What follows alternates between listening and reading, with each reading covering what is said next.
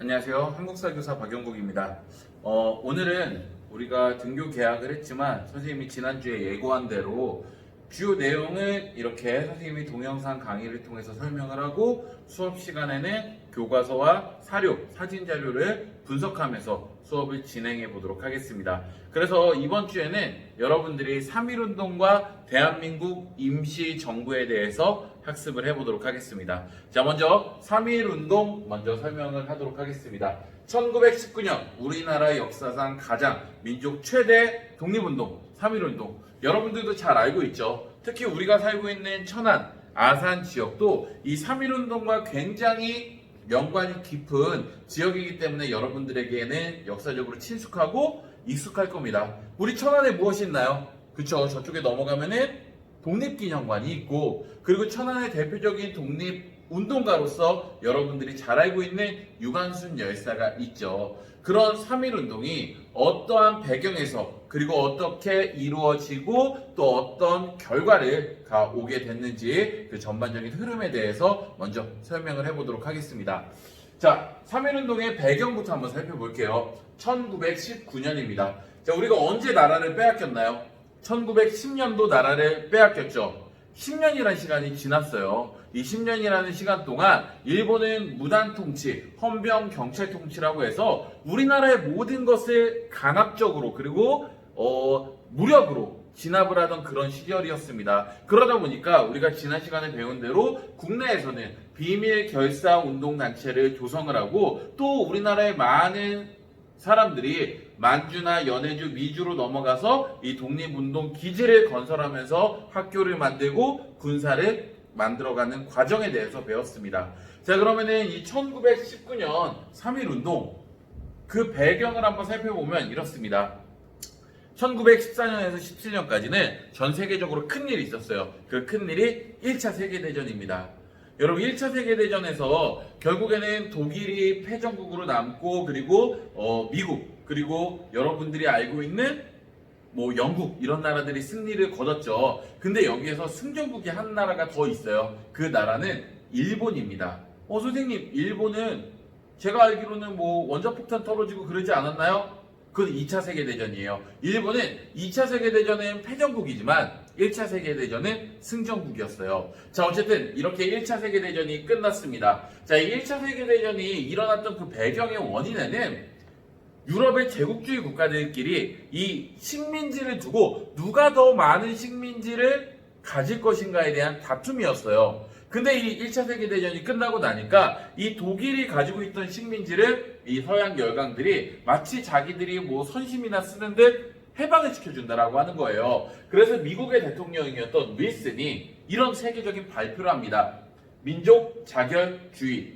그 민족은 스스로 결정할 권리가 있다라는 뜻입니다. 즉, 그 민족에 관련된 일, 즉 나라를 외교에 관련된 일, 그리고 국가와 국가 간에 관련된 일은 그 민족이 스스로 결정을 해야 된다는 뜻이에요. 어때요? 가슴이 두근두근 거리죠. 왜? 우리나라는 일본의 식민 통치를 받으면서 외교권, 주권, 모든 것들을 민족에 갖고 있는 모든 것들을 박탈당하고 일본에게 무력으로 빼앗겼는데 일본보다 더 강해 보이는 미국의 대통령이 이런 선언을 하니까 우리를 도와줄 수도 있겠다라는 희망이 생깁니다. 그래서 이 1차 세계대전이 끝난 다음에 그걸 어떻게 처리할까, 식민 국가를 어떻게 처리할까라는 회의를 이 파리에서 강화회의를 했었는데 여기에 우리나라 민족대표로 김규식 선생님을 파견하기도 했었습니다. 하지만 여기에서 큰 성과를 거두진 못하죠. 왜? 아까 선생님이 처음에 얘기한 것대로 이 민족 스스로 결정할 수 있는 민족 자결주의는 결국에는 패전국의 식민지, 독일의 식민지만 해당하는 거예요. 그러니까 일본의 식민지였던 우리나라는 해당 사항이 없었습니다. 또한 레닌이라고 하는 사람, 이 레닌이라고 하는 인물은 사회주의 혁명에 성공한 거예요. 그래서 이 소련의 러시아에서 사회주의 혁명을 성공해서 이 소비에트 연방공화국을 만들었는데 이 사람은 또 이렇게 얘기합니다. 약하고 작은 나라, 사회주의 혁명을 하려고 하는데 무언가 힘이 부족하다라고 하면은 우리가 충분히 군사적인, 재정적인 지원을 해주겠다라는 이야기가 속속들이 들어오는 거예요. 그러니까 우리가 당장 우리만의 힘으로는 일본을 무찌르긴 힘드니까 이렇게 열강과 강대국의 도움을 받는다면 우리도 충분히 일본과 해볼 만하다라는 희망이 생깁니다. 자, 이런 희망은 우리나라 안에도 들어오지만 일단은 우리나라 밖에 있는 만주, 일본에 있는 유학생들에게 먼저 접해졌어요. 그래서 이 만주 지역에서 대한 독립선언서를 작성해서 우리나라가 독립을 해야 된다라는 글을 사람들에게 알리고 28 독립선언서 역시 일본의 유학생들을 중심으로 일본에게 독립을 해야 된다라는 이야기가 오고 가기 시작합니다. 자, 그런 소식들이 우리나라에도 속속들이 들어오고 있었어요. 자, 우리나라의 민족대표 33인이 준비를 합니다. 우리나라가 일본에게 독립을 해야 된다는 것을 전 국민에게 알려서 만세운동을 진행하고자 해요. 그래서 종교계 그리고 학생들을 중심으로 해서 우리가 여러분들이 입학할 때 읽었던 기미 독립선언서를 작성을 하고 이 독립운동을 준비하고자 해요. 자, 이 독립운동을 할 때 가장 중요한 게 뭘까요? 의지? 이런 것도 중요하지만 가장 중요한 거는 많은 사람들에게 알리고 많은 사람들이 동원하고 참여할 수 있게끔 하는 거예요. 그러던 도중에 우리의 황제 고종 기억나죠? 고종이 강제퇴위를 1907년에 당했으니까 약 한 12년이라는 시간이 흐른 뒤에 돌아가셨어요. 그래서 이 고종 황제가 돌아가셨으니까 이 서울 지역에 이 고종 황제의 장례식에 참여하기 위한 지방의 유생들이 선비했던 성리학을 공부하는 유생들이 서울로 많이 모여들기 시작합니다. 민족대표 33위는 그래, 지방의 사람들이 올라와서 서울에 집결하는 이날, 고종의 인산일 장례식 날 우리가 만세운동을 진행한다면 이 사람들이 고향에 돌아가서도 전국적으로 펼쳐지는데 유리하겠다라고 생각을 합니다. 그래서 그 날짜는 고종의 인산일로 결정이 됐어요. 자, 고종의 인산일, 수많은 인파가 종로 거리에 모였어요. 사람들은 이 고종 황제 운구가 지나갈 때 다들 아이고 아이고 울고 있으면서 가슴속이 먹먹해집니다. 우리는 왜 이렇게 힘이 없고 우리나라의 황제라는 사람은 어떻게 저렇게 하다 돌아가셨을까? 근데 사람들 사이에 이야기가 돌아요. 야, 오늘 저 서울의 종로의 탑골공원에서 만세운동을 진행한대. 우리 서울 올라온 김에 거기에 참여하자 라고 하면서 사람들이 하나 둘 셋 넷 탑골공원에 모이기 시작합니다. 이 탑골공원에서 기미독립선언서를 읽고 만세운동을 주도하려고 했던 민족대표 33인에 깜짝 놀랐어요. 왜? 생각보다 너무 많은 인원들이 모였고 이 사람들의 눈을 봤더니 눈빛이 예사롭지 않습니다. 이거를 읽고 만세운동을 진행하다가 이 사람들이 흥분하면 무단통치식이잖아요. 헌병경찰한테 끌려가요. 고문당해요. 죽어요. 그러니까 이 민족대표 33인은 근처에 태화관이라는 식당으로 가게 됩니다. 그리고 거기에서 스스로 기미독립선언서를 읽고 종로경찰서에 우리가 만세운동을 주도했어 라고 하면서 자수를 하죠. 그때 이제 한 학생이 들어와서 이야기합니다. 선생님, 지금 많은 우리 민족들이 원하고 있습니다. 와서 읽어주세요. 하지만 민족대표는 그러면 안 돼 라고 했지만 이 학생이 가져가서 읽고 만세운동이 펼쳐집니다. 모두 가슴속에 품고 있던 태극기, 학생들이 나눠주는 태극기를 들고 대한독립 만세, 대한독립 만세를 외치면서 그 울분을 10년간의 그 일본에게 통치를 당했던 그 울분을 터뜨리기 시작하는 거예요. 일본은 우리가 예상한 대로 탄압, 무력, 폭력으로서 이 시위를 진압하기 시작합니다. 그러면서 이것들이 학교나 학생들을 중심으로 하니까 서울 시내에 있는 학교를 휴교령을 내리고 주요 인사들을 마구 잡아들이는 거예요. 그래서 어쩔 수 없이 학생들은 고향으로 내려갔고 이 고향에서 이 사실을 알리고 만세운동을 계속적으로 진행해 나가는 거예요. 그래서 우리 유관순 열사도 원래 어디 다니고 있었습니까? 그렇죠. 서울의 이화학당을 다니고 있다가 자신의 고향이었던 병천으로 내려와서 만세운동을 펼쳤었던 거죠. 자, 처음에는 도시에서 시작한 그래서 만세운동이 점차 지역의 농촌으로 펼쳐져 나가고 비폭력 만세운동이 일본이 마구 괴롭히고 때리는데 우리라고 가만히 있을 수는 없잖아요. 그래서 우리도 일본의 그 폭력에 저항을 하기도 합니다. 때로는 폭력적인 모습이 보이기도 해요. 자, 하지만 일본은 끝까지 이렇게 힘으로, 무력으로만 우리나라 사람들이 진압을 하죠. 대표적인 사건으로 제암리, 화성에 있는 이 제암리 교회 학살 사건이 일어나요. 이 화성의 제암리라는 지역에서 만세운동이 일어날 것 같으니까 일요일 오전에 일본 관리들이 그 마을 사람들을 교회에 다 모이도록 합니다. 그리고 갑자기 밖에서 못질을 하면서 문을 닫아요. 그리고 안에 어떻게 합니까? 불을 질러버려요. 이런 식으로 학살도 만행을 저질렀습니다. 자, 이런 식으로 전국적으로 펼쳐졌던 우리 3.1운동. 결국에는 뭐 결과적으로는 일본에게 독립을 곧바로 얻어내지는 못했지만 그래도 우리가 이 독립에 대한 염원이 전 국민이 함께 가지고 있었다라는 것을 알 수 있었죠.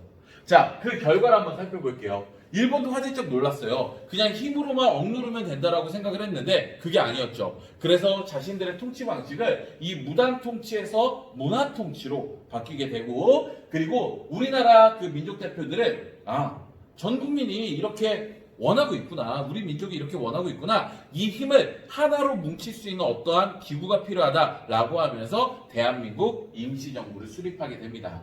그리고 이런 소식은 우리나라뿐만 아니라 아시아 여러 지역의 식민 지배를 받고 있는, 제국주의 침략을 받고 있는 여러 나라들에게 알려지기 시작하면서 여러분이 잘 알고 있는 인도, 간디의 비폭력 운동이라든가 중국에서도 이 독일이 식민 지배를 하고 있던 땅이 떠나면서 막 일본이 그 지역을 다시 차지하는 이런 게 있었어요. 그 정부에서 팔았다라고 하면서 학생들이 이 오사 시위를 우리도 3.1운동처럼 해보자 라고 하면서 그 오사 운동을 펼치게 됩니다.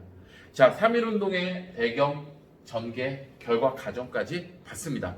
수업 시간에 여러분들 선생님이 이야기했던 여러 가지 사료들, 이야기들, 사진 자료들 다시 한번 가슴속에 기억하고 이러한 전반적인 흐름 내용들 기억하기 바랍니다.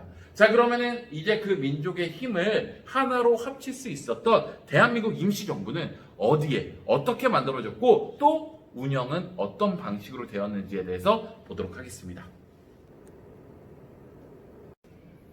네, 3.1운동에 이어서 대한민국 임시정부의 전반적인 흐름과 내용에 대해서 알아보도록 하겠습니다. 자, 이렇게 3.1운동 이후에 우리나라 사람들의 힘을 하나로 뭉칠 수 있는 대한민국 임시정부를 수립하자라는 이야기가 나왔고, 이 민족대표를 비롯해서 여러 사람들이 그런 정부를 어디에 어떻게 만들고 어떻게 운영할 것인가에 대한 이야기가 오고 갑니다. 자, 먼저 첫 번째 위치예요. 이 위치를 정할 때 세 가지의 위치에 대한 이야기가 나왔습니다. 첫 번째, 우리나라 정부다. 한성에 만들자, 서울 한가운데 정부를 만들자, 이런 얘기가 있었어요. 하지만 현실적으로는 불가능합니다. 그러면 이 한성을 토대로 해서 잠시 임시거처를 어디로 할까라고 했을 때 후보지가 두 가지가 있었어요. 하나는 우리나라 사람들이 많이 살고 있는 만주 연해주 지역, 또 하나는 외교 노선에서 유리한 상하이라는 지역입니다. 중국에. 이 만주 연해주가 유리한 점은 이거예요. 우리나라 사람들이 많이 살고 있고, 그리고 우리가 1910년대 독립운동을 할 때 학교가 만들어지고 군대가 조성됐어요. 일본에게 무장투쟁을 할 수 있는 힘이 생겼습니다. 하지만 단점은 있어요. 일본이 군대를 갖고 있는 국경선과 너무 가깝게 있죠. 그래서 일본이 잠시 넘어서 이것을 탄압하기에 쉽다라는 또 지리적 약점도 있습니다. 두 번째, 상하이입니다. 상하이는 중국이 아편전쟁이나 이런 거를 통해서 제국주의 열강들에게 개항을 했어요. 우리나라처럼. 그랬을 때 개항한 항구예요. 그러다 보니까 여기에는 외국 공사관 외국인들이 많이 살고 있었어요. 그래서 이 상하이를 주장하는 사람들은 이렇게 이야기를 합니다. 우리가 당장 무력으로 일본에게 저항해봤자 달걀로 바위치기 아니냐. 일단은 열강들, 다른 열강들에게 도움을 청하자. 외교 노선을 통해서 나라를 찾도록 하자라고 이야기하는 사람들이 상하이를 주장을 했습니다. 물론 약점은 있어요. 일단 우리나라에서 만주나 연해주에 비해서 훨씬 멀리 위치해 있고, 비교적 만주나 연해주에 비해서 우리나라 사람들이 많이 있진 않습니다. 하지만 이 고심 끝에 결국에는 우리나라의 상하이에 대한민국 임시정부를 수립하기로 하고, 대통령은 이승만으로, 그리고 국무총리로 이동희 선생님이 오시게 되면서 이제 우리나라 대한민국 임시정부가 만들어지게 됩니다. 그래서 이 대한민국 임시정부의 가장 큰 특징, 우리가 지금은 너무나 익숙하게 알고 있던 삼권 분립이 최초로 시행된 공화정 정부라는 거예요. 입법, 사법, 행정이 왕 하나가 갖고 있는 것이 아니라 정확히 분리가 됐고, 그리고 왕조의 시대가 아니라 이렇게 국민들의 대표는 국민들이 스스로 뽑는 공화정치 시대가 온 것입니다. 그래서 입법부는 임시의정원이라 부르고 사법부는 법원, 행정부는 국무원이라고 이렇게 삼권 분립을 해놨죠. 자, 나라가 운영되려면 가장 중요한 거는 돈이 있어야 돼요. 재정이 필요합니다. 근데 이 상하이라는 땅에서 우리나라 재정의 대부분은 결국 세금으로 이루어지는 거잖아요. 그런 것처럼 이제 우리나라 사람들의 그 한반도에서 대한민국 임시정부를 위한 모금 활동이 필요합니다. 세금은 당연히 일본한테 내니까 몰래 모금 활동을 해야 돼요. 그래서 그 모금을 가지고 상하이로 와야 되는데, 그 상하이로 올 때 그 모금 활동을 할 수 있는 회사로 일용양행과 백산상회라는 회사가 만들어집니다. 이 일용양행과 백산상회는 마치 무역상처럼 그 장사를 하는 거예요. 하지만 우리나라 물건을 중국에게 팔게요 라고 해서 일용양행에게 갖다 주면은 그건 마치 독립자금으로 쓰라는 기부금처럼 했고, 여기에서 대한민국 임시정부로 옮겨가고, 백산상회는 부산에 위치하고 있었습니다. 그래서 일본의 물건을 파는 척 하면서 우리나라 독립자금으로 사용을 합니다. 그리고 이제 국내와 연결하기 위해서 연통제와 교통국이라는 이 행정 조직을 만들어서, 연통제는 국내에서 이루어지는 행정 조직, 교통국은 정보, 이제 국정원 같은 이런 역할을 하는 이런 기구도 만들고요. 우리나라 역사를 끊겨서는 안 된다라고 하는 사료 편찬소와, 그리고 독립신문, 독립협회가 만든 독립신문이었다면 또다시 임시정부가 독립신문이라는 걸 만들어서 우리나라의 일들을 외국에도 알리고 우리나라 사람들에게 알려주는 이런 언론사도 만들게 됩니다. 자, 대한민국 임시정부가 이렇게 구성이 되었어요. 희망이 생겼습니다. 이제 우리나라도 일본의 강압에서 벗어나서 정부에서 하나의 힘의 민족성을 보여줄 수 있고 그런 것을 주도할 수 있는 기구가 생긴 거예요. 근데 이 임시정부가 생기자마자 삐그덕삐그덕 거립니다. 일단은 재정을 담당했던 일용양의 백산상회는 금방 일본에게 발각이 됐어요. 그리고 연통제 교통국 역시 큰 역할을 하지는 못합니다. 이런 상황에서 초대 대통령으로 뽑혔던 이승만은 우리나라가 이렇게 무력으로 힘으로 일본에게 독립을 할 수 없다는 것을 파악하고 국제연맹이라는 단체, 지금의 유엔과 비슷한 거예요. 국제연맹이라는 단체에 청원서를 제출합니다. 너희들이 우리나라 좀 대신 통치해주면 안 되니? 라는 청원서를 제출해요. 근데 이승만은 이게 최선의 방법이라고 생각했지만 그래도 적어도 우리나라의 민족 대표들과 함께 상의를 해봤으면 좋았을 텐데 조금은 독단적인 행동을 하고 말죠.